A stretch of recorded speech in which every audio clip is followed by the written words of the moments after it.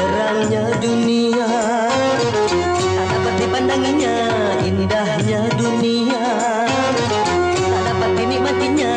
Terang bagi orang, gelap bagi dia, indah bagi orang, suram bagi dia.